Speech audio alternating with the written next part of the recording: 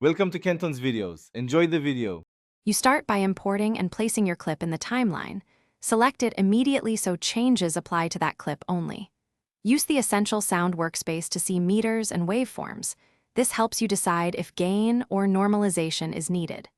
Once you identify clipped peaks or low-level audio, open Clip Gain from the right-click menu or the Effect Controls panel to access the control quickly.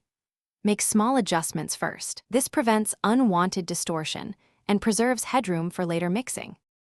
Now adjust the clip gain slider or type a dB value. You see waveform amplitude change immediately, which tells you why you chose that value.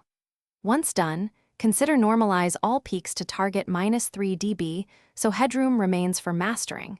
Normalization rescales peaks without compressing dynamics. If noise or frequency issues persist, make corrective moves with dynamics or a parametric EQ afterward. Make incremental changes and toggle bypass to compare. This confirms your gain choices improved clarity without artifacts. To finish, balance levels in the track mixer and automate volume with keyframes for dialogue rides.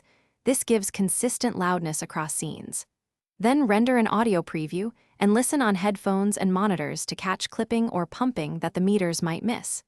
If you hear distortion, reduce clip gain or overall track gain and apply a gentle compressor with soft knee to control peaks. If problems persist, revert the last change and reapply smaller increments. This helps isolate and fix the issue quickly. Thanks for watching. Consider subscribing if we helped you.